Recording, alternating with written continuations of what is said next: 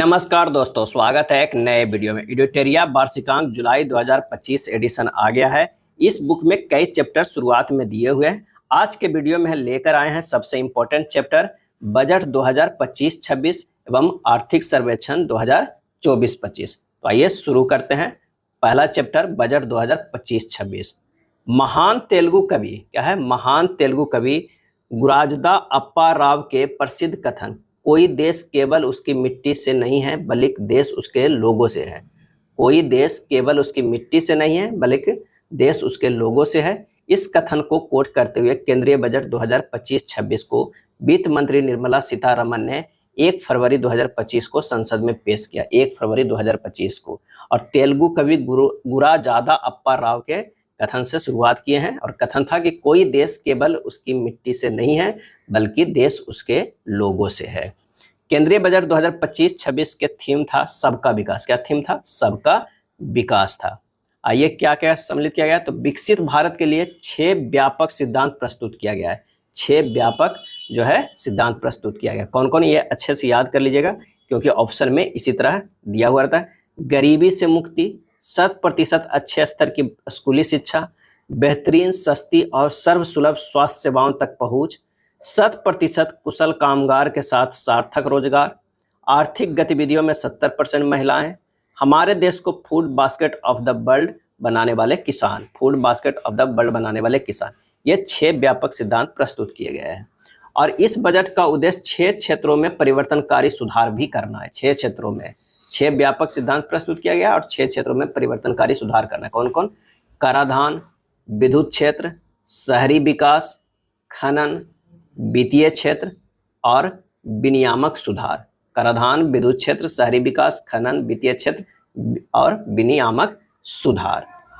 कुल जो है वो 50.65 लाख करोड़ यानी 50,65,345 करोड़ का बजट प्रस्तुत किया गया है। 50,65,345 करोड़ का बजट जो है क्या किया गया? पेश किया गया। कुल प्राप्तियां होने का अनुमान क्या है? तो 50,65,345 करोड़, जिसमें राजस्व प्राप्तियां रेवेन्यू रिसिप्ट जो है वो 34,20,409 करोड़ 34,20,409 करोड़ और पूंजीगत प्राप्तियां कैपिटल रिसिप्ट जो है 16,44,936 करोड़ 16,44,936 करोड़।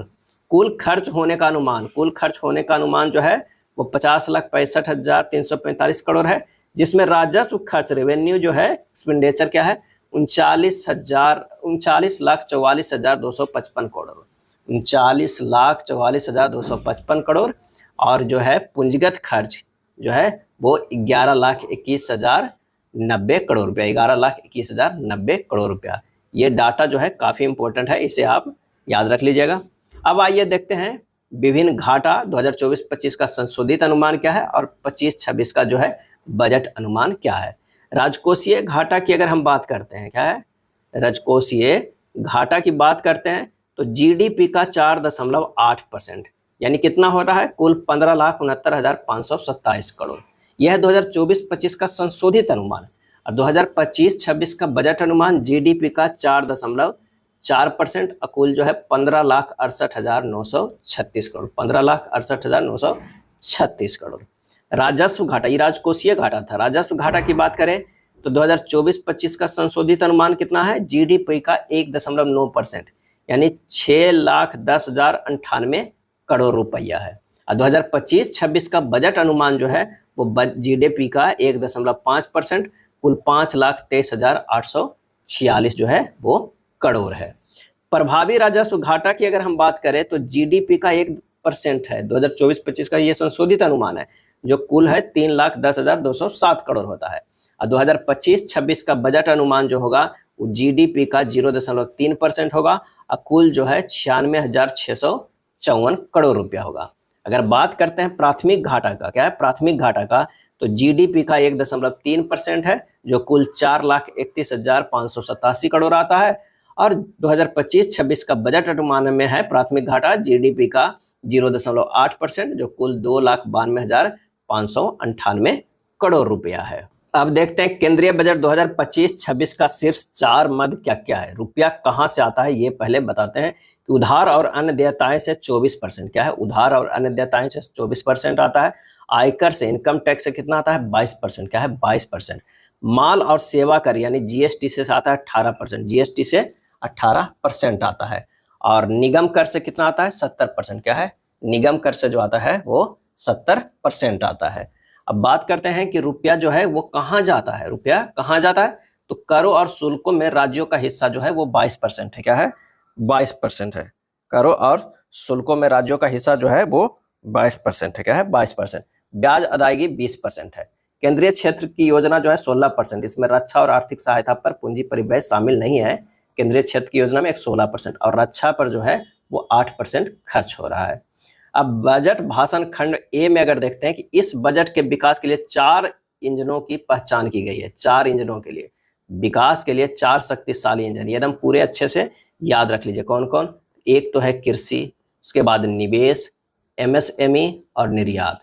कृषि, निवेश, एमएसएमई, निर्यात, ये 4 जो है शक्तिशाली इंजन है। आइए देखते हैं एक एक को। प्रथम इंजन के रूप में किसे देखते हैं? कृषि को देखते हैं। क्या है? प्रथम इंजन के रूप में कृषि को, कि प्रधानमंत्री धन धान कृषि योजना विकासशील कृषि जिला कार्यक्रम। इस कार्यक्रम में कम उत्पादकता, कम फसलों की बुआई और औसत से कम ऋण मानदंड वाले 100 जिलों को शामिल किया जाएगा।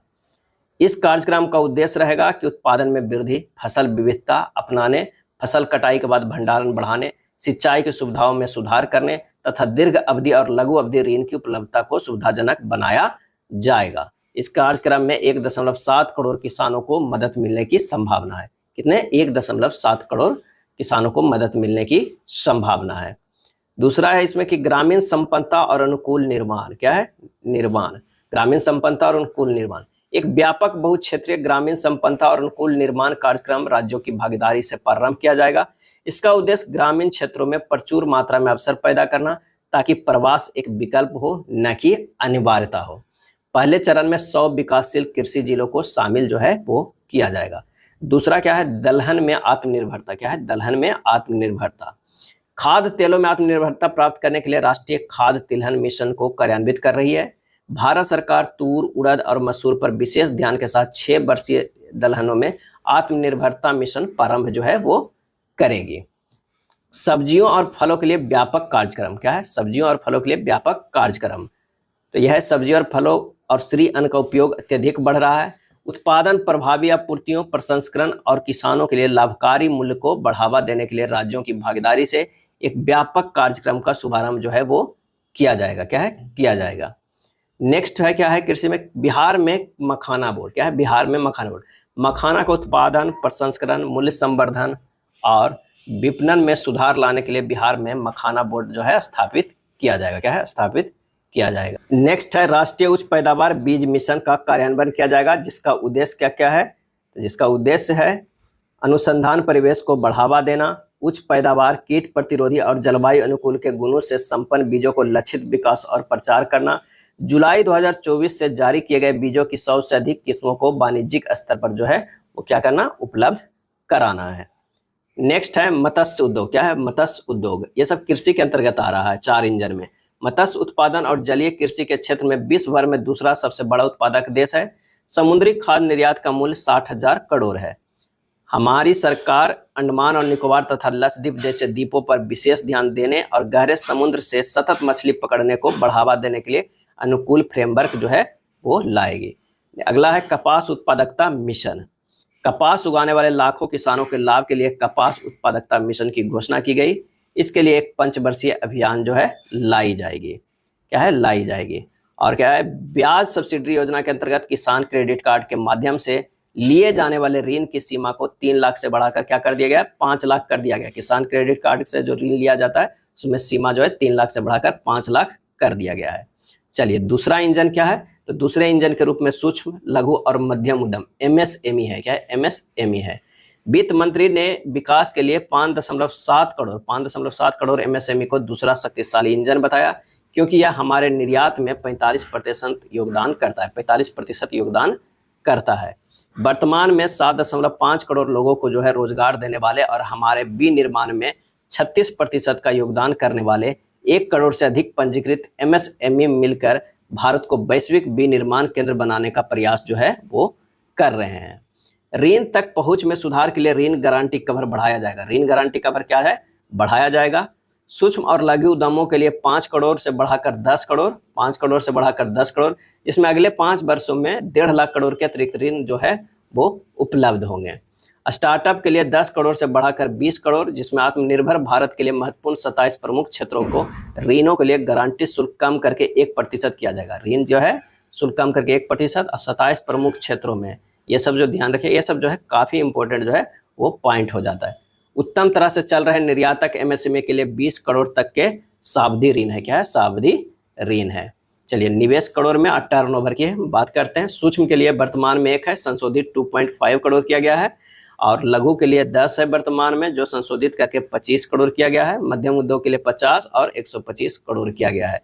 टर्नओवर की जो है वर्तमान में 5 है, संशोधित 10 है। अगर सूक्ष्म उद्योग का, लघु उद्योग का टर्नओवर जो वर्तमान में 50 है, उसका संशोधित 100 करोड़ किया गया है। मध्यम उद्योग के टर्नओवर करोड़ में 250 वर्तमान में है, जो संशोधित 500 है। नेक्स्ट कह रहा है कि सूक्ष्म उद्योगों के लिए जो है के लिए क्रेडिट कार्ड, हम उद्यम पोर्टल पर पंजीकृत सूक्ष्म उद्यमों के लिए 5 लाख की सीमा वाले विशेष अनुकूल क्रेडिट कार्ड शुरू करेंगे। पहले वर्ष में 10 लाख कार्ड जारी किए जाएंगे। क्या है? 10 लाख। स्टार्टअप के लिए जो है 10,000 करोड़ के अंशदान के साथ निधियों के नए कोष की स्थापना की जाएगी। निधियों के नए कोष की स्थापना की जाएगी। पहली बार महिलाओं, अनुसूचित जातियों और अनुसूचित जनजातियों सहित 5 लाख उद्यमियों के लिए एक नई योजना शुरू की जाएगी। इसमें अगले 5 वर्षों के दौरान 2 करोड़ तक का सावधि ऋण जो है वो उपलब्ध होगा। क्या है? उपलब्ध होगा। फुटवियर और लेदर क्षेत्रों के लिए फोकस प्रोडक्ट स्कीम क्या है? इस स्कीम में लेदर, फुटवियर और बिना लेदर वाले गुणवत्तापूर्ण फुटवियर के उत्पादन हेतु आवश्यक डिजाइन क्षमता, घटक विनिर्माण और मशीनों के लिए जो सहायता दी जाएगी। इस स्कीम में 22 लाख व्यक्तियों को रोजगार मिलने, 4 लाख करोड़ को कारोबार और 1.1 लाख करोड़ से अधिक का निर्यात होने की जो है उम्मीद है। भारत को वैश्विक खिलौना केंद्र बनाने के लिए एक योजना कार्यान्वित जो है वो की जाएगी। बिहार में खाद्य प्रसंस्करण के लिए राष्ट्रीय खाद्य प्रौद्योगिकी उद्यमशीलता और प्रबंधन संस्थान स्थापित किया जाएगा। इसके परिणाम स्वरूप जो है किसानों के उत्पादों के मूल्य संवर्धन के माध्यम से उनकी आमदनी जो है वो बढ़ेगी और युवाओं को कौशल प्रशिक्षण, उद्यमशीलता और रोजगार के अवसर जो है प्राप्त होंगे। सरकार मेक इन इंडिया को आगे बढ़ाने के उद्देश्य से लघु, मध्यम और बड़े उद्यमों को शामिल करते हुए राष्ट्रीय विनिर्माण मिशन की स्थापना जो है वो करेगी। अब आइए तीसरे इंजन देखते हैं। तीसरे इंजन क्या है? इंजन देखते हैं। तीसरे इंजन के रूप में जो है निवेश है। क्या है? निवेश है। क्या में क्या है? लोगों में निवेश, अर्थव्यवस्था में निवेश और नवाचार में जो है निवेश। अब सबसे पहले क्या में देखते हैं? लोगों में निवेश। सक्षम आंगनबाड़ी और पोषण 2.0 के माध्यम से 8 करोड़ से अधिक बच्चों, 1 करोड़ गर्भवती महिलाओं एवं पूर्वोत्तर क्षेत्र में लगभग 20 लाख किशोरियों को पोषण संबंधी सहायता प्रदान करता है। जिज्ञासा और नवाचार की भावना उत्पन्न करने तथा वैज्ञानिक सोच को बढ़ावा देने के लिए अगले 5 वर्षों में सरकारी स्कूलों में 50,000 अटल टिंकरिंग प्रयोगशालाएं स्थापित जो है वो की जाएगी। भारत नेट परियोजना के अंतर्गत ग्रामीण क्षेत्रों में सभी सरकारी माध्यमिक स्कूलों और प्राथमिक स्वास्थ्य केंद्रों को ब्रॉडबैंड कनेक्टिविटी प्रदान जो है वो की जाएगी। स्कूल और उच्चतर शिक्षा के लिए भारतीय भाषाओं में डिजिटल रूप में पुस्तकें प्रदान करने के लिए भारतीय भाषा पुस्तक योजना कार्यान्वित करने का प्रस्ताव है। इसका लक्ष्य विद्यार्थियों को अपने विषयों को बेहतर ढंग से समझने में जो है मदद करना है। वैश्विक विशेषता और भागीदारी के साथ 5 राष्ट्रीय कौशल उत्कृष्टता केंद्रों को स्थापित किया जाएगा ताकि make for India, make for the world, make for the India, make for the world विनिर्माण के लिए आवश्यक कौशलों के साथ हमारे युवाओं को सुसज्जित किया जा सके। आईआईटी की क्षमता का विस्तार की बात है तो 23 आईआईटी में विद्यार्थियों की कुल संख्या 100% की वृद्धि हुई है। 5 आईआईटी में अतिरिक्त अवसंरचना का सृजन किया जाएगा। आईआईटी पटना में छात्रावास और अन्य अवसंरचना संबंधी क्षमता को भी बढ़ाया जाएगा। 500 क्या है? 500 करोड़ के कुल परिव्यय से शिक्षा हेतु कृत्रिम बुद्धिमत्ता यानी एआई संबंधी एक उत्कृष्टता केंद्र स्थापित किया जाएगा 500 करोड़ लगाकर। चिकित्सा शिक्षा का विस्तार करते हुए अगले 5 वर्षों में मेडिकल कॉलेज और अस्पतालों में 10,000 अतिरिक्त सीटें जोड़ी जाएगी। 10,000 अतिरिक्त सीटें जोड़ी जाएगी। अगले 3 वर्षों में सभी जिला अस्पतालों में डे केयर कैंसर जो है कैंसर केंद्रों को स्थापित करने की सुविधा प्रदान करेगी। वर्ष 2025-26 में 200 केंद्र स्थापित किए जाएंगे। क्या है? किए जाएंगे। पीएम स्वनिधि स्कीम को बैंकों से संवर्धित ऋण 30,000 की सीमा के साथ यूपीआई लिंक्ड क्रेडिट कार्डों और क्षमता विकास सहायता के साथ जो है नवीकृत किया जाएगा। बजट में घोषणा की गई कि सरकार प्रधानमंत्री जन आरोग्य योजना के अंतर्गत स्वास्थ्य देखभाल ऑनलाइन प्लेटफॉर्म के गिग श्रमिकों की पहचान पत्र बनाने के साथ साथ ई श्रम पोर्टल उनका जो है वो रजिस्ट्रेशन करेगी। अर्थव्यवस्था में निवेश अगर की बात किया जाए ख में अर्थव्यवस्था में निवेश, तो अर्थव्यवस्था में निवेश के अंतर्गत श्रीमती सीतारामन ने कहा कि बुनियादी ढांचा संबंधी मंत्रालय सार्वजनिक निजी साझेदारी मोड में परियोजनाएं पर 3 वर्ष की अवधि के साथ कार्य करेंगे। राज्यों के लिए पूंजी व्यय सुधारों के लिए प्रोत्साहन देने के लिए 50 वर्ष तक के ब्याज मुक्त ऋणों के लिए 1.5 लाख करोड़ रुपए की परिव्यय की प्रस्ताव दिया गया। परिसंपत्ति मौद्रीकरण योजना 2025 से 30 तक, वर्ष 2021 में घोषित प्रथम परिसंपत्ति मौद्रीकरण योजना की सफलता को आगे बढ़ाते हुए नई योजनाओं में 10 लाख करोड़ की पूंजी निवेश के लिए वर्ष 2025 से 30 हेतु द्वितीय परिसंपत्ति मौद्रीकरण योजना को शुरू किया जाएगा। 100% कवरेज हासिल करने के लिए जल जीवन मिशन को 2028 तक विस्तार करने की घोषणा की है। जल जीवन मिशन को कब तक? 2028 तक विस्तार करने की घोषणा जो है वो की गई है। शहरों का सृजनात्मक पुनर्विकास और जल एवं स्वच्छता के लिए सरकार 1 लाख करोड़ की जो है वो शहरी चुनौती निधि स्थापित करेगी। क्या करेगी? शहरी चुनौती निधि जो है स्थापित करेगी। वर्ष 2025-26 के लिए 10,000 करोड़ के आवंटन का जो है प्रस्ताव है। विकसित भारत के लिए परमाणु ऊर्जा मिशन, क्या है? परमाणु ऊर्जा मिशन। वर्ष 2047 तक कम से कम जो है 100 गीगावाट परमाणु ऊर्जा का विकास आवश्यक है। इस लक्ष्य को हासिल करने के लिए निजी क्षेत्र के साथ सक्रिय जो है वो भागीदारी हेतु परमाणु ऊर्जा अधिनियम और परमाणुवीय नुकसान के लिए सिविल दायित्व अधिनियम में संशोधन किए जाएंगे। लघु मॉड्यूलर रिएक्टर यानी SMR के अनुसंधान और विकास के लिए जो है 20,000 करोड़ के परिव्यय के साथ एक परमाणु ऊर्जा मिशन स्थापित किया जाएगा। वर्ष 2033 तक स्वदेशी रूप से विकसित कम से कम 5 SMR क्रियाशील हो जाएंगे। SMR यानी लघु मॉड्यूलर रिएक्टर। नेक्स्ट है पोत निर्माण वित्तीय सहायता नीति को नवीकृत किया जाएगा। जलपोतों की रेंज श्रेणियों और क्षमताओं को बढ़ाने के लिए शिप बिल्डिंग क्लस्टरों को सुविधा प्रदान जो है वो की जाएगी। सामुद्रिक उद्योग के लिए दीर्घावधिक वित्त पोषण के लिए 25,000 करोड़ की निधि के साथ एक सामुद्रिक विकास निधि स्थापित जो है वो की जाएगी। सरकार द्वारा 49% तक अंशदान किया जाएगा और शेष राशि पत्नों और निजी क्षेत्र में जो है वो क्या होगा? जुटाई जाएगी। अगला है एक संशोधित उड़ान स्कीम शुरू की जाएगी ताकि अगले 10 वर्षों में 120 नए गंतव्यों तक क्षेत्रीय कनेक्टिविटी को बढ़ाया जा सके और 4 करोड़ यात्रियों को ऐसी परिवहन सुविधा दी जा सके। बिहार में ग्रीनफील्ड एयरपोर्टों की सुविधा प्रदान की जाएगी ताकि राज्यों की भावी आवश्यकताओं को पूरा किया जा सके। ये पटना एयरपोर्ट और बिहटा में ब्राउनफील्ड एयरपोर्ट की क्षमता के विस्तार के अलावा जो है होंगे। मिथिलांचल में पश्चिम कोसी नहर ERM परियोजना के लिए जो है वो वित्तीय सहायता प्रदान की जाएगी, जिससे जो है बिहार में मिथिलांचल क्षेत्र में 50,000 हेक्टेयर से अधिक भूमि पर जो है बड़ी संख्या में खेती करने वाले किसानों को लाभ होगा। क्या है? लाभ। नेक्स्ट है स्वाम्य निधि 2 योजना। किफायती और मध्यम आय आवास के लिए विशेष विंडो यानी स्वाम्य के अंतर्गत विशिष्ट आवास परियोजनाओं में 50,000 आवासीय इकाइयों का निर्माण कार्य पूरा कर लिया गया है। अन्य 40,000 इकाइयों का निर्माण कार्य वर्ष 2025 में पूरा कर लिया जाएगा। 15,000 करोड़ की इस निधि का लक्ष्य अन्य 1 लाख इकाइयों को शीघ्र पूरा जो है करना है। देश में शीर्ष 50 पर्यटन स्थलों को राज्यों की भागीदारी में चैलेंज मोड माध्यम से विकसित किया जाएगा। क्या है? चैलेंज मोड माध्यम से विकसित किया जाएगा। भगवान बुद्ध के जीवन काल से संबंधित स्थलों पर विशेष ध्यान जो है वो दिया जाएगा। नवाचार में निवेश किया जाए। अगर ग की बात किया जाए नवाचार में निवेश का, तो अनुसंधान विकास और नवाचार पहलों को कार्यान्वित करने के लिए 20,000 करोड़ बजट आवंटित किए गए। क्या क्या? पीएम अनुसंधान अध्यत्रा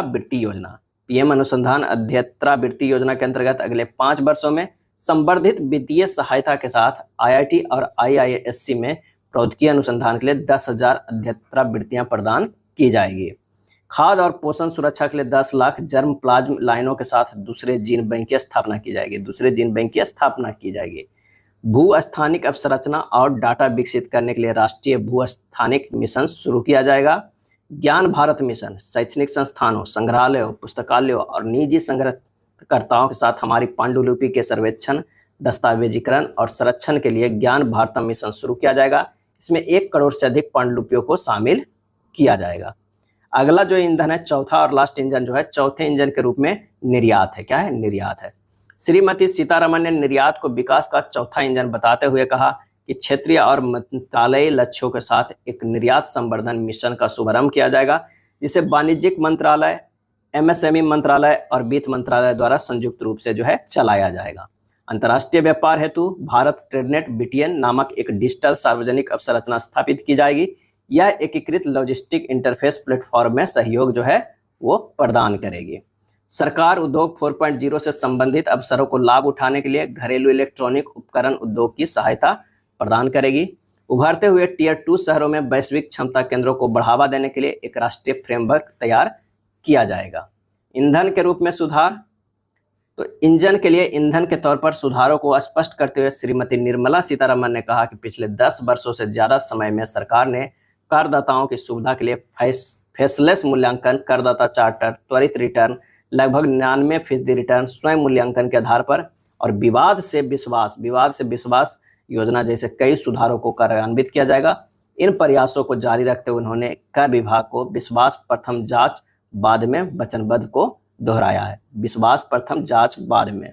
बीमा क्षेत्र के लिए विदेशी प्रत्यक्ष निवेश को 74% से बढ़ाकर 100% किया जाएगा। यह संवर्धित सीमा उन कंपनियों के लिए उपलब्ध होगी जो भारत में संपूर्ण प्रीमियम का निवेश करेगी।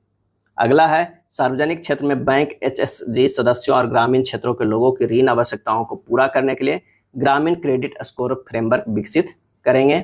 पेंशन क्षेत्र में विनियमित समन्वय और विकास के लिए एक फोरम की स्थापना की जाएगी। वर्ष 2025 में केंद्रीय केवाईसी रजिस्ट्री का पुनरुद्धार जो है वो किया जाएगा।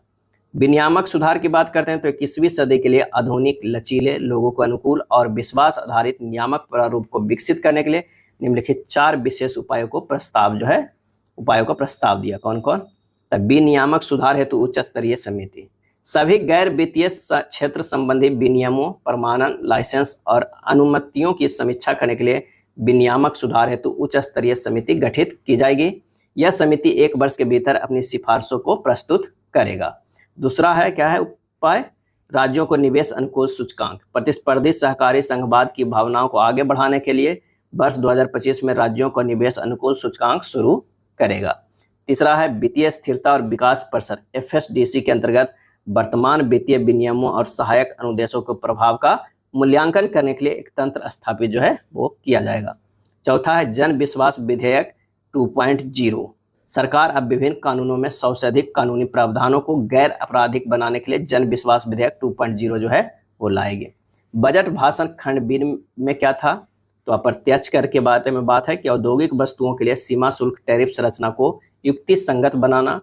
केंद्रीय बजट 25-26 के तहत 7 टैरिफ दरों को हटाने का प्रस्ताव किया गया। इसके बाद शेष बची टैरिफ दरें शून्य दर सहित 8 रह जाएगी। क्या है? 8 रह जाएगी। कैंसर जैसे असाधारण रोगों को राहत देने के लिए 36 जीवन रक्षक औषधियों और दवाओं को बुनियादी सीमा शुल्क बीसीडी से पूरी तरह छूट होगी। 36 जीवन रक्षक औषधियों को। कोबाल्ट पाउडर और लिथियम आयन बैटरी, पारा, जिंक और 12 अन्य महत्वपूर्ण खनिजों के अपशिष्ट एवं अवशिष्ट, यहाँ पर अपशिष्ट है और अवशिष्ट पर पूरी तरह से छूट का प्रस्ताव है। बुने हुए वस्त्रों पर सीमा शुल्क को संशोधित कर 20% अथवा 115 रुपये प्रति किलोग्राम में जो भी अधिक हो करने का जो है प्रस्ताव है। Interactive flat panel display electronics वस्तुएं पर बुनियादी सीमा शुल्क 10% से बढ़ाकर 20% जो है वो किया गया। इलेक्ट्रिक वाहनों की लिथियम आयन बैटरी के विनिर्माण के लिए 35 अतिरिक्त पूंजीगत वस्तुओं पर छूट और मोबाइल फोन बैटरी विनिर्माण हेतु 28 अतिरिक्त पूंजीगत वस्तुओं पर छूट। हस्तशिल्प वस्तुएं की निर्यात अवधि 6 महीने से बढ़ाकर 1 वर्ष की गई। आवश्यकता पड़ने पर आगे 3 महीनों के लिए बढ़ाई जा सकती है। समुद्री उत्पाद फ्रोजन फिश पेस्ट के निर्यात पर सीमा शुल्क 30% से घटाकर 5% किया गया। आयातित वस्तुओं के अंतिम उपयोग की समय सीमा 6 महीने से बढ़ाकर जो है 1 वर्ष की गई। क्या है? 1 वर्ष की गई। प्रत्यक्ष कर की बात करें तो नई कर व्यवस्था के अंतर्गत 12 लाख रुपए तक की आय अर्थात विशिष्ट दर जैसे पूंजीगत लाभ को छोड़कर 1 लाख रुपए प्रति माह की औसत आय पर कोई आयकर देय नहीं होगा। वेतन भोगी करदाताओं के लिए यह सीमा 75,000 रुपये की मानक कटौती के कारण 12.75 लाख रुपये होगी। नई कर व्यवस्था में संशोधित टैक्स का संरचना क्या क्या है, ये काफी इंपॉर्टेंट है, देख लीजिएगा। 0 से 4 लाख रुपए तक शून्य लगेगा, लेकिन 4 से 8 लाख रुपए तक 5%, क्या है 5%। 8 से 12 लाख रुपए तक जो है वो 10%, क्या है 10%। 12 से 16 लाख है तो 15%, क्या है 15% होगा। 16 से 20 लाख रुपए इनकम है तो 20% लगेगा। और अगर बात करते हैं 20 से 24 लाख तो 25%, क्या है 25%। और 24 लाख रुपए से अधिक यानी जितना भी अगर आपका इनकम है वो 30% हो जाएगा, क्या 30% लगेगा टैक्स। टीडीएस को तर्क संगत बनाना। वरिष्ठ नागरिकों के लिए ब्याज पर कटौती की सीमा 50,000 रुपये से 2 गुनी बढ़ाकर 1 लाख रुपये की जा रही है। किराए पर टीडीएस के लिए वार्षिक सीमा 2.4 लाख रुपये से बढ़ाकर 6 लाख रुपये की गई। उच्च टीडीएस कटौती के प्रावधान केवल गैर पैन मामलों पर लागू होगी। उच्च टीडीएस कटौती के प्रावधान केवल जो है गैर पैन मामलों पर ही लागू होंगे। छोटे धर्मार्थ न्यासोध संस्थाओं को पंजीकृत अवधि को बढ़ाकर 5 वर्ष से 10 वर्ष जो है कर दिया गया है। करदाताओं को अपने स्वामित्व वाली संपत्तियों के लिए शून्य वार्षिक मूल्य का दावा बिना किसी शर्त की अनुमति का प्रस्ताव है। 29 अगस्त 2024 को या उससे पश्चात व्यक्तियों द्वारा राष्ट्रीय बचत स्कीम से किए गए आहरण पर छूट है। देश में अंतर्देशीय जल परिवहन को बढ़ावा देने के लिए मौजूदा टर्न भार कर योजना को लाभों को भारतीय पोत अधिनियम 2021 के अंतर्गत पंजीकृत अंतर्देशीय जलयानों के लिए विस्तारित करने का प्रस्ताव किया गया है। 1 अप्रैल 2030 से पहले निर्मित होने वाले भारतीय स्टार्टअप इकोसिस्टम को 5 वर्षों तक अवधि का विस्तार कर स्टार्टअप लाभ प्रदान किए गए। नेक्स्ट है सॉवरेन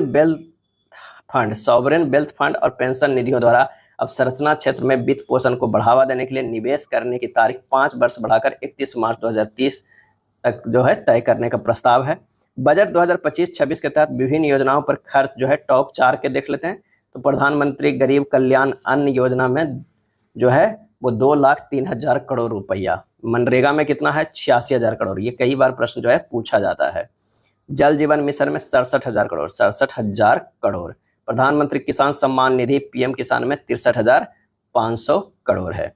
बजट 2025-26 के तहत प्रमुख मदों पर व्यय है। रक्षा पर जो है 4,91,732 करोड़, 4,91,732 करोड़। ग्रामीण विकास पे 2,67,817 करोड़, 2,66,817 करोड़। कृषि एवं संवर्ध कार्यालय में 1,71,437 करोड़। शिक्षा में है 1,28,650 करोड़, 1,28,650 करोड़। स्वास्थ्य की बात करें तो 98,311 करोड़ रुपया। अब आइए देखते हैं बजट 2025-26 देख लिया। अब आर्थिक सर्वेक्षण 2024-25 देखते हैं, क्या है 24-25 देखते हैं। आर्थिक सर्वेक्षण 2024-25 31 जनवरी 2025 को केंद्रीय वित्त मंत्री श्रीमती निर्मला सीतारमण द्वारा संसद में पेश किया गया। आर्थिक सर्वेक्षण हमेशा बजट से एक दिन पहले जो है वो पेश किया जाता है। आर्थिक सर्वेक्षण 2024-25 को वित्त मंत्रालय के मुख्य आर्थिक सलाहकार बी अनंत नागेश्वरन के मार्गदर्शन में आर्थिक मामलों के विभाग के आर्थिक प्रभाग द्वारा तैयार किया गया है। नोट में आइए देखते हैं कि भारत का पहला आर्थिक सर्वेक्षण जो है 1950-51 में पेश किया गया था। 1964 तक आर्थिक सर्वेक्षण आम बजट के साथ पेश किया जाता था। 1964 के बाद इसे आम बजट से एक दिन पहले जो है पेश किया जाने लगा, 1964 से। अब क्या कह रहा है कि आर्थिक समीक्षा के अनुसार भारत की जीडीपी में वृद्धि और राजकोषीय घाटा के अगर अनुमान की बात करें तो वित्तीय वर्ष 23-24 का अंतरिम अनुमान था जीडीपी में वृद्धि 8.2% और राजकोषीय घाटा जीडीपी का 5.6%। 2024-25 में पहला अग्रिम अनुमान है 6.4% और 2025-26 में अपेक्षित है 6.3% से लेकर 6.8% की वृद्धि। भारत का स्थान विभिन्न क्षेत्रों में है, जो वैश्विक सेवा निर्यात में 7वां है, सांस्कृतिक एवं मनोरंजन सेवाओं में जो है 6ठा है, निर्माण सेवाओं में 8वां है, विदेशी मुद्रा भंडार में जो है वो 4था है, सीमेंट उत्पादन में जो है वो 2रा है, वस्त्र और परिधान के निर्यात में 6ठा है, दवा उद्योग मात्रा के हिसाब से 3रा है और रेलवे नेटवर्क में जो है वो 4था स्थान आता है। अब आइए देखिए यहाँ कुछ जो है फिगर से समझने की कोशिश करते हैं आर्थिक जो है सर्वेक्षण 2024-25। सबसे पहले देखते हैं राजकोषीय घाटा जीडीपी का प्रतिशत है। 2020 जो है 21 में जो है वो था 9.2, 21-22 में था 6.7, 22-23 में 6.4 और 23-24 में जो है राजकोषीय घाटा जीडीपी का 5.6 है, क्या है 6 है। अगर जीडीपी का जो है वृद्धि दर देखते हैं स्थिर कीमतों पर, तो 2021-22 में 9.7 था, 2022-23 में 7.0 था, 2023-24 में जो है वो 8.2 था। क्या है? 2 था। डबल स्टार माने अंतिम अनुमान है, और एट द रेट है उसमें पहला अग्रिम अनुमान है, और ये पहला संशोधित, ये भी ध्यान रखेगा। तो यहाँ पर है 24-25 में जो है अंतिम अनुमान क्या है? अंतिम अनुमान 6.4 है, पहला अग्रिम अनुमान है। 25-26 की अगर हम बात करते हैं तो 6.3 से 6.8 है। क्या है? 8 है। अगर बात करते हैं खाद्यान्न उत्पादन में मिलियन टन में, तो 2020-21 में जो है 310.7 मिलियन टन, 2021-22 में 315.6 आ गया है, अब 22-23 में 329.7 आ गया है, और 23-24 में 332.3 आ गया है। कृषि फसलें अंतिम अनुमान एवं जो है बागवानी फसलें है ये वाला, और द्वितीय अग्रिम अनुमान के जो है अनुमान के अनुसार है। अब देखते हैं विदेशी मुद्रा भंडार। क्या है? विदेशी मुद्रा भंडार जो है वो 2021-22 में 607.3 था, 2022-23 में घट गया था, 578.4 हो गया था, और 2023-24 में जो है 646.4 है, और 24-25 में जो है 3 जनवरी 2025 तक की बात करते हैं तो ये है 634.6 है, जो कि 2023-24 से घट गया है। औद्योगिक उत्पादन में जो बात करते हैं तो आईआईपी में वृद्धि जो है 20-21 में माइनस में था, -8.4 था, 21-22 में 11.4 हो गया, 22-23 में 5.2, और 23-24 में जो है 5.9 है। पूंजीगत व्यय की बात करते हैं तो 20-21 में जो है 2.1 था, 21-22 में 2.5 था, 22-23 में जो है 2.7 था, और 23-24 के अंतिम वास्तविक जो है 3.2 है। क्या है? 3.2 की बात है। अब आइए देखते हैं कि आर्थिक सर्वेक्षण 24-25 को 13 अध्यायों में बांटकर वर्णन किया गया। कितने अध्यायों में? 13 अध्यायों में। तो ये भी ध्यान रखिएगा, डायरेक्ट भी पूछा जाता है वन लाइनर के रूप में। पहला अध्याय है कि अर्थव्यवस्था की स्थिति पुनः तेज गति की ओर। क्या है? पुनः तेज गति की ओर।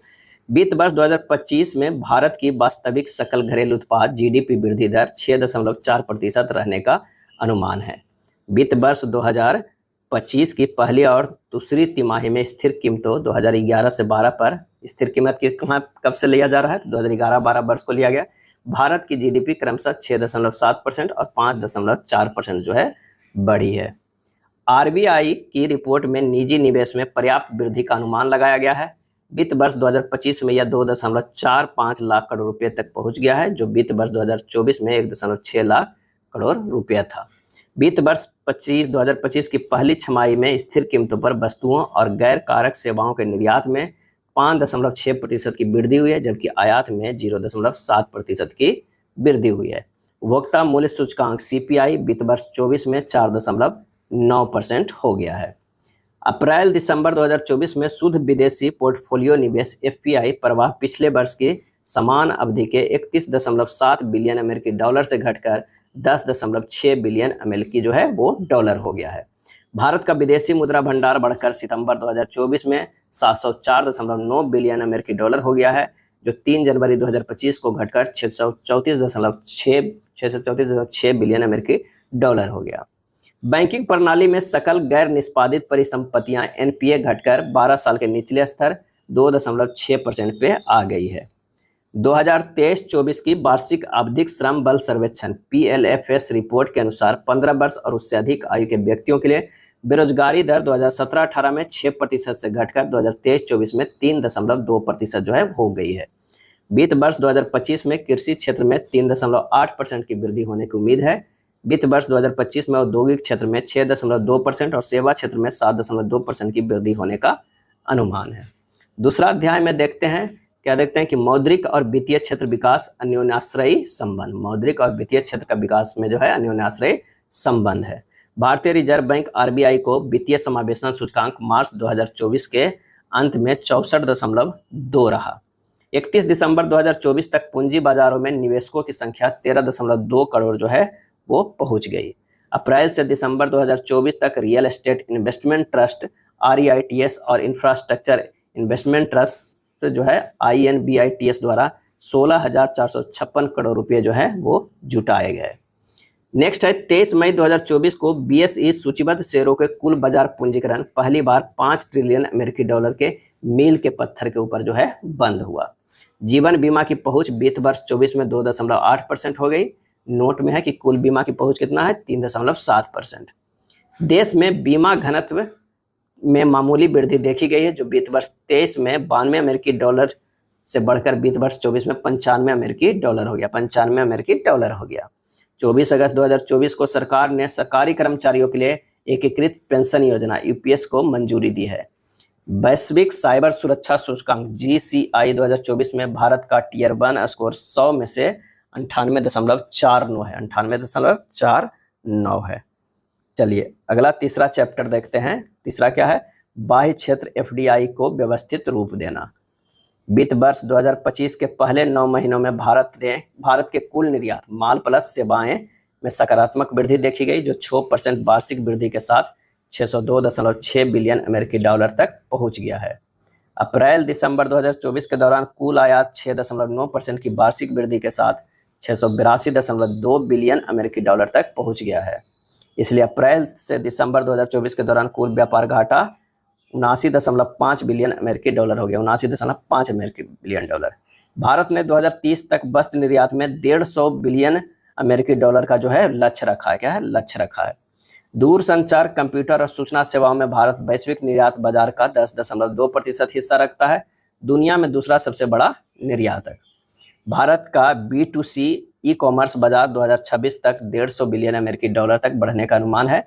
भारत का ई कॉमर्स बाजार 2030 तक 200 से 300 बिलियन अमेरिकी डॉलर तक बढ़ने की उम्मीद है। ई कॉमर्स वित्त वर्ष 2025 के पहले 8 महीनों के दौरान भारत में शुद्ध FDI 0.48 बिलियन अमेरिकी डॉलर रहा। अप्रैल से दिसंबर 2024 के दौरान भारत में शुद्ध FPI प्रवाह पिछले वर्ष की समान अवधि के 31.7 बिलियन अमेरिकी डॉलर से कम होकर 10.6 बिलियन जो है अमेरिकी डॉलर हो गया है। अगला है, भारत ने दुनिया के सबसे बड़े विदेशी मुद्रा भंडार रखने वाले देशों में अपना स्थान सुरक्षित कर लिया है, जो चीन, जापान और स्विट्जरलैंड के बाद वैश्विक स्तर पे चौथे स्थान पे है। अब आइए देखते हैं चौथा अध्याय, अर्थव्य कीमतों और मुद्रास्फीति उतार चढ़ाव को समझना है। तो IMF क्या है, IMF ने भारत के लिए वित्त वर्ष 2025 में 4.4% और वित्त वर्ष 2026 में 4.1% की मुद्रास्फीति दर का जो है अनुमान लगाया है। अंतर्राष्ट्रीय मुद्रा कोष ने 2024 और 2025 के लिए क्रमशः 3.2% और 3.3% की वैश्विक आर्थिक वृद्धि का अनुमान लगाया है। वित्त वर्ष 2025 जो अप्रैल दिसंबर में खुदरा मुद्रास्फीति घटकर 4.9% हो गई है, जो वित्त वर्ष 2024 में 5.4% थी, और कोर मुद्रास्फीति अपने सबसे निचले स्तर पर पहुंच गई है। उपभोक्ता खाद्य मूल्य सूचकांक वित्त वर्ष 2024 में 7.5% से बढ़कर वित्त वर्ष 2025 में 8.4% हो गया है। अब आइए देखते हैं पांचवा अध्याय जो है वो मध्यम अवधि का परिदृश्य गैर विनियमन से विकास को बढ़ावा है। भारत को विकसित भारत वित्तीय लक्ष्य को प्राप्त करने के लिए जो है वो लगभग 1 या 2 दशक तक स्थिर कीमतों पर औसतन 8% की वृद्धि दर हासिल करने की आवश्यकता है। खान मंत्रालय ने भारत की आर्थिक सुरक्षा के लिए 33 महत्वपूर्ण खनिजों का विश्लेषण जो है वो किया है। भारत 75% लिथियम आयन बैटरी चीन से मंगवाता है। कितना परसेंट? 75% जो है वो कहाँ से मंगवाता है? चीन से मंगवाता है। अब आइए देखते हैं छठा अध्याय, निवेश और अवसंरचना बरत रहे। केंद्र सरकार द्वारा प्रमुख बुनियादी ढांचा जो है क्षेत्रों पर पूंजीगत व्यय वित्त वर्ष 2024 तक 38.8% की दर से बढ़ाया है। 38.8% की दर से बढ़ाया है। भारतीय रेलवे ने 2029-30 तक 30 गीगावाट अक्षय ऊर्जा का जो है वो लक्ष्य रखा। क्या है? लक्ष्य रखा है। नेक्स्ट देखते हैं कि भारत में कुल 63.4 लाख किलोमीटर की सड़क नेटवर्क है, जिसमें 1,46,195 किलोमीटर को राष्ट्रीय राजमार्ग यानी NH का जो है वो नेटवर्क का शामिल है। क्या है? शामिल है। वित्त वर्ष 2025 में 5853 किलोमीटर NH का निर्माण किया गया है। NH कुल सड़क माल यातायात का लगभग 40% वहन करता है।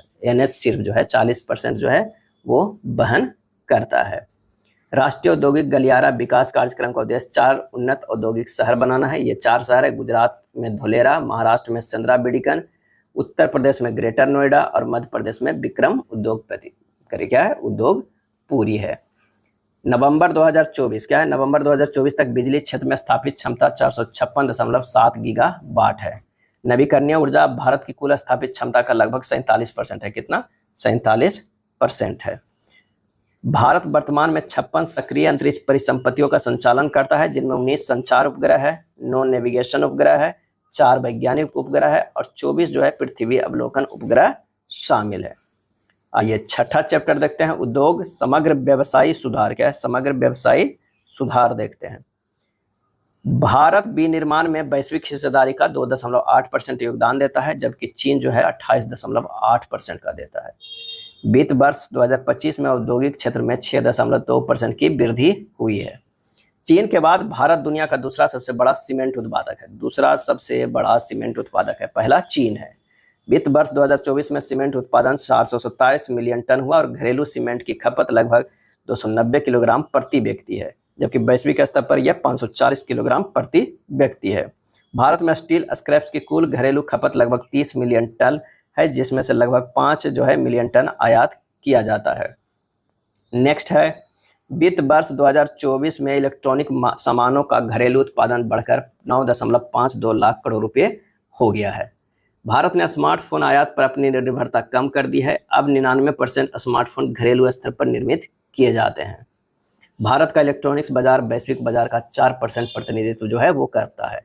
भारत वस्त्र और परिधान का छठा सबसे बड़ा निर्यातक है और वैश्विक व्यापार में इसकी हिस्सेदारी लगभग जो कितना है वो 4% है। भारत की तकनीकी कपड़ा उद्योग तेजी से बढ़ रहा है, जो वैश्विक स्तर पर 5वें स्थान पर है और भारत शुद्ध निर्यातक है, शुद्ध निर्यातक।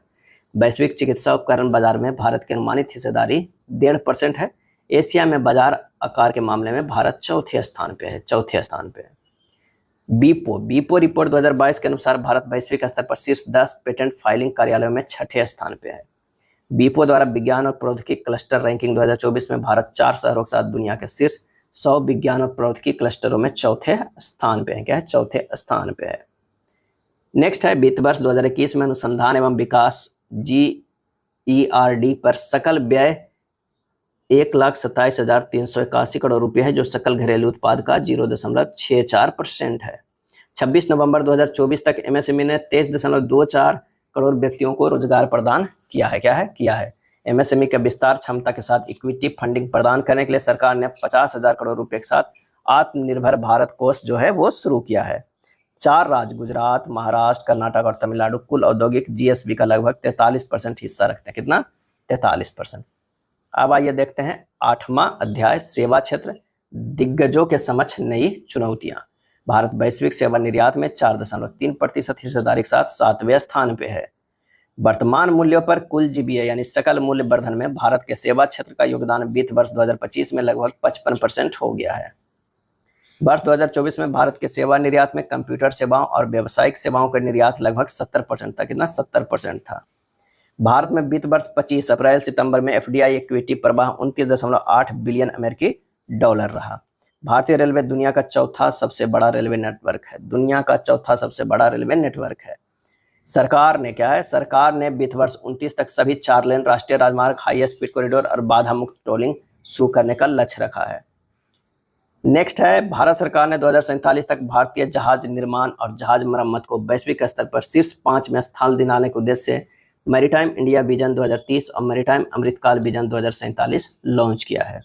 भारत में जलमार्गों की कुल नौगम्य लंबाई लगभग 14,850 किलोमीटर है, जो अक्टूबर 2024 तक देश में 26 चालू जलमार्ग है।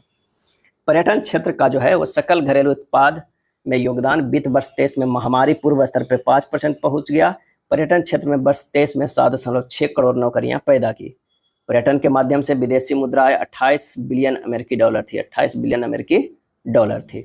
2024 में वैश्विक रियल एस्टेट पारदर्शिता सूचकांक में भारत 89 देशों में 31वें स्थान पर। 31 अक्टूबर 2024 तक भारत 1.18 बिलियन से अधिक टेलीफोन ग्राहकों को 84% की समग्र टेली घनत्व और 941 मिलियन ब्रॉडबैंड उपयोगकर्ताओं के साथ दूसरे बड़े दूरसंचार बाजार के रूप में खड़ा है।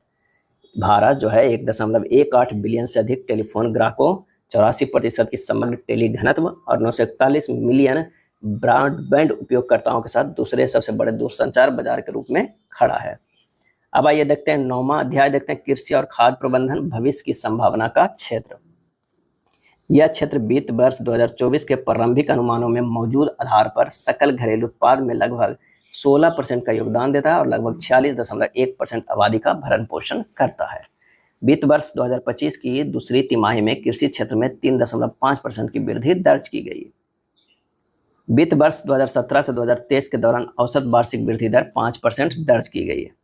एक प्रमुख वैश्विक अनाज उत्पादक के रूप में भारत का विश्व के कुल उत्पादन का 11.6% योगदान है। कृषि और संबंध क्षेत्रों में शीर्ष 3 अग्रणी प्रदर्शन करने वाले राज्य आंध्र प्रदेश, मध्य प्रदेश और तमिलनाडु हैं। शुद्ध बोए गए क्षेत्र का लगभग 55% सिंचाई प्राप्त करता है। भारत की 2/3 से अधिक कृषि भूमि सूखे के खतरे का सामना करती है। सीमांत और छोटे पैमाने के किसान भारत के कृषि जोत का लगभग 85% प्रतिनिधित्व करते हैं। सीमांत और छोटे पैमाने के किसान, और ये किसान आमतौर पर 2 हेक्टेयर से कम आकार के भूखंडों पर खेती करते हैं। मार्च 2024 तक देश में 7.75 करोड़ चालू केवीसी खाते हैं, जिन पर 9.81 लाख करोड़ रुपये का ऋण बकाया है। पशुधन क्षेत्र कृषि विकास का एक प्रमुख चालक बन गया है, जिसने कृषि के सकल मूल्य वर्धन जीबीए में अपना योगदान वित्त वर्ष 23 में 30.23% कर दिया है। सरकार ने ई नाम योजना शुरू की है। यह पहल आवश्यक हार्डवेयर के लिए कृषि उपज बाजार समिति एपीएमसी मंडी को 75 लाख रुपए की मुफ्त सॉफ्टवेयर और वित्तीय सहायता प्रदान करती है। वित्त वर्ष 2023 में कुल मछली उत्पादन अंतर्देशीय और समुद्री दोनों बढ़कर 184.02 लाख टन हो गया है।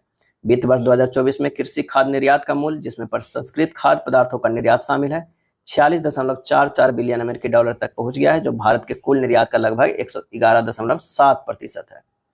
अब आइए देखते हैं 10वां अध्याय क्या है। 10वां अध्याय जलवायु और पर्यावरण अनुकूल की अनिवार्यता। सितंबर 2024 में शुरू किया गया भू-निर पोर्टल भूजल संसाधनों के प्रबंधन और विनियमन, भूजल उपयोग में पारदर्शिता, दक्षता और स्थिरता को बढ़ावा देने के लिए केंद्रीय भूजल प्राधिकरण का पोर्टल है। छत्तीसगढ़ के धमतरी जिले में समुदाय, विशेषकर महिलाओं को शामिल करके वर्षा जल संचयन, छत से पानी इकट्ठा करने और अपशिष्ट जल प्रबंधन पर केंद्रित जल जगार अभियान शुरू किया गया। भारत की स्थापित उत्पादन क्षमता ऊर्जा में जो अगर कोयला के देखा जाए तो 46.20% है, सौर में 20.60%, पवन 10.50%, हाइड्रो 10.3% और गैस जो है 5.4%। यानी सबसे ज़्यादा कोयला, फिर सौर आ गया है और उसके बाद पवन, उसके बाद जो है हाइड्रो का आता है उत्पादन क्षमता ऊर्जा के क्षेत्र में। 31 दिसंबर 2024 तक बायोमास बिजली और सह उत्पादन परियोजनाओं के लिए स्थापित क्षमता लगभग 9.8 गीगावाट ग्रिड से जुड़ी और 0.92 गीगावाट समतुल्य ऑफ ग्रिड थी। 31 दिसंबर 2024 तक 13 राज्यों में 39.9 गीगावाट की संचयी क्षमता वाले 45 सौर पार्क स्वीकृत जो है वो किए गए हैं। वित्त वर्ष 2025 के लिए अब तक भारत सरकार ने 11,697.40 करोड़ रुपए के 10 वर्षीय सॉवरेन ग्रीन बॉन्ड जुटाए हैं और वित्त वर्ष 2025 की दूसरी छमाही की शेष अवधि में 10,000 करोड़ रुपए जुटाने का योजना है। मिशन लाइफ का लक्ष्य 2022 से 2028 तक पर्यावरणीय कार्यवाही के लिए विश्व स्तर पर 1 बिलियन लोगों को संगठित करना है, जिसके तहत 2028 तक भारत को 80% गांव और शहरी क्षेत्र पर्यावरण के अनुकूल बन जाएंगे। नेक्स्ट है सामाजिक क्षेत्र। क्या है? सामाजिक क्षेत्र पहुंच विस्तार करना और सशक्तिकरण को प्रोत्साहन देना, ये जो है अध्याय 11 है। शिक्षा पर व्यय बढ़कर वित्त वर्ष 2025 में 9.2 लाख करोड़ रुपए हो गया है। स्वास्थ्य पर व्यय बढ़कर वित्त वर्ष 25 में 6.1 लाख करोड़ रुपए हो गया है। वित्त वर्ष 2022 में स्वास्थ्य पर प्रति व्यक्ति व्यय मौजूदा कीमतों को 6602 रुपये प्रति व्यक्ति होने के अनुमान है। 6602। 2023-24 में ग्रामीण और शहरी भारत में औसत मासिक प्रति व्यक्ति व्यय क्रमशः 4122 है ग्रामीण में और शहरी में 6996 होने का जो है अनुमान है। भारत की स्कूली शिक्षा प्रणाली 24.8 करोड़ छात्रों की सेवा प्रदान करती है, जिसमें सरकारी स्कूलों का हिस्सा 69% है। प्राथमिक स्तर पर स्कूल छोड़ने वालों की दर में लगातार कमी आई है, जो 1.9% उस प्राथमिक स्तर पर 5.2% और माध्यमिक स्तर पर 14.1% है। सरकार का जो है लक्ष्य उच्च शिक्षा में 2035 तक जीईआर सकल नामांकन अनुपात का 50% तक बढ़ाना है। 1 जनवरी 2025 तक 36.36 करोड़ से अधिक आयुष्मान कार्ड जारी किए जा चुके हैं, जिसमें जो है 49% महिलाएं हैं। उत्तराखंड सरकार द्वारा जो है ई स्वास्थ्य धाम पोर्टल शुरू किया गया है। यह पोर्टल 4 धाम यात्रा के तीर्थयात्रियों के स्वास्थ्य मापदंडों की निगरानी करने में मदद करता है। अगला है WHO के एक अध्ययन में पाया गया है कि अवसाद और चिंता के कारण उत्पादकता में कमी होने से वैश्विक स्तर पर सालाना $1 ट्रिलियन का नुकसान होता है। WHO के अनुसार गैर संचारी रोग NCD से हर साल 41 मिलियन लोगों की मौत का कारण है। 9 जनवरी 2025 तक प्रधानमंत्री ग्राम सड़क योजना PMGSY के तहत 7,70,983 किलोमीटर लंबाई की सड़क पूरी हो गई है। प्रधानमंत्री आवास योजना ग्रामीण PMYG के तहत 2016 में अब तक 2.69 करोड़ जो है पूरे किए गए हैं। अगला अध्याय है 12, रोजगार और कौशल विकास अस्तित्वगत प्राथमिकताएं। भारत की 26% आबादी 10 से 24 वर्ष आयु वर्ग में है और औसत आयु 28 वर्ष है। भारत की लगभग 68% जनसंख्या 15 से 64 आयु वर्ग की है। 2026 तक कुल निर्भरता अनुपात घटकर 54.3% होने की जो है उम्मीद है। 15 वर्ष की आयु के व्यक्तियों के लिए अखिल भारतीय वार्षिक बेरोजगारी दर घटकर 2023-24 में 3.2% हो गई है। कार्यबल में स्वनियोजित श्रमिकों का अनुपात बढ़कर 23-24 में 58.4% जो है वो हो गया है। रोजगार में कृषि का हिस्सा बढ़कर 23-24 में 46.1% हो गया है, जिसमें महिलाएं 64.4%। EPFO सदस्यता दोगुनी से अधिक हो गए हैं, जो वित्त वर्ष 19 में 61 लाख से बढ़कर वित्त वर्ष 24 में 131 लाख जो है हो गई है। 31 दिसंबर 2024 तक 30.51 करोड़ से अधिक असंगठित श्रमिकों ने ई श्रम पोर्टल पर पंजीकरण जो है वो कराया है। इलेक्ट्रॉनिक्स और सूचना प्रौद्योगिकी मंत्रालय METI के अनुसार भारत की डिजिटल अर्थव्यवस्था 2025 तक $1 ट्रिलियन अमेरिकी डॉलर को पार कर जाने का अनुमान है। नीति आयोग के अनुसार 2029-30 तक गिग वर्कफोर्स 23.5 करोड़ तक पहुंचने का अनुमान है। भारत में अक्षय ऊर्जा क्षेत्र में नौकरियों की कुल संख्या 2023 में अनुमानित 1.02 मिलियन तक पहुंच गई है, जिसमें 453.000 यानी 4,53,000 नौकरियों के साथ जल विद्युत भारत के अक्षय ऊर्जा क्षेत्र में सबसे बड़ा नियोक्ता है। 65.3% कार्यबल को किसी भी प्रकार का व्यावसायिक प्रशिक्षण नहीं मिला है। भारत में प्रवासी आबादी 32 मिलियन है। क्या है? 32 मिलियन है। और आखिरी अध्याय जो है 13वां, कृत्रिम बुद्धिमत्ता AI युग में श्रम व्यवस्था संकट या उत्प्रेरक। अंतर्राष्ट्रीय श्रम संगठन का अनुमान है कि AI के कारण वैश्विक स्तर पर लगभग 75 मिलियन नौकरियां स्वचालन के पूर्ण जोखिम में है। IIM अहमदाबाद सर्वेक्षण में बताया गया है कि सर्वेक्षण में शामिल 68% जो है कर्मचारियों की उम्मीद है कि अगले 5 वर्षों में AI द्वारा उनकी नौकरियां आंशिक या पूर्ण रूप से स्वचालित हो जाएगी। NASSCOM का अनुमान है कि भारतीय AI बाजार 2027 तक 25 से 35% CAGR की दर से बढ़ेगा। भारत को बढ़ते कार्यबल की जरूरतों को पूरा करने के लिए 2030 तक गैर कृषि क्षेत्र में सालाना औसतन 78.5 लाख नौकरियां पैदा करनी होगी।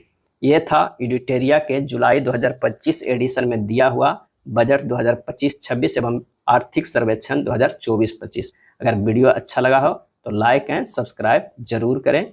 धन्यवाद।